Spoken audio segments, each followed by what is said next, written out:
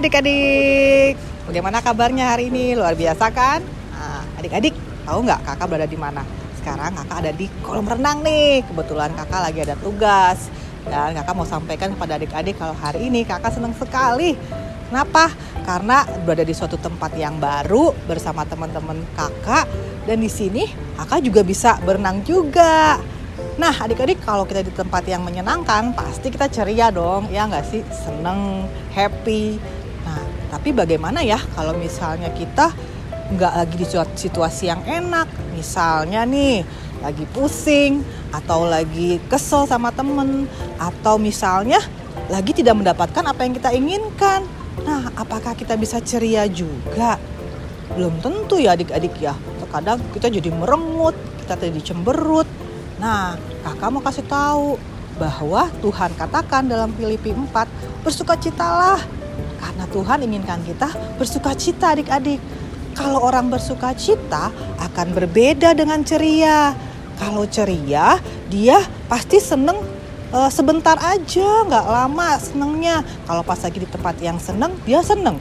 Tapi giliran lagi di tempat yang nggak menyenangkan, dia tidak ikut seneng. Kalau bersukacita dalam Tuhan, dimanapun, kapanpun, situasi apapun, kita harus bersukacita. Kakak kasih tahu nih, satu tokoh Alkitab yang dia bisa bersukacita bahkan di tempat yang tidak menyenangkan.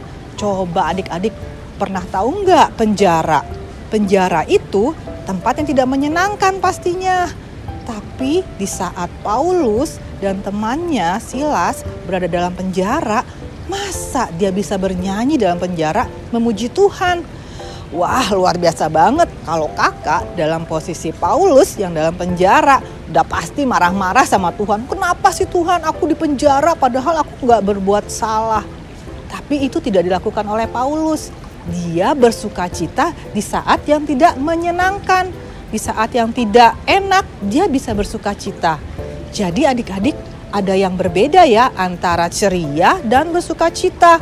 Tuhan maunya kita bersukacita, jangan hanya ceria saja, tapi juga bisa bersukacita. Di saat kita sedih, di saat kita lagi kesel sama teman kita bisa bersukacita.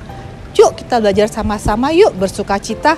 Bahkan nanti ketika kakak pulang ke rumah, nggak ada lagi nih kolam renang di rumah nih. Nggak bisa lagi berenang kayak begini. Kakak harus tetap bersukacita. Karena pesan Tuhan di Filipi 4 untuk kita tetap bersukacita. Yuk adik-adik kita belajar bersukacita yuk. Nanti pasti Tuhan akan kasih damai sejahtera dalam hati kita. Itu loh yang Tuhan akan janjikan ketika kita bersukacita. Damai Tuhan turun dalam hati kita.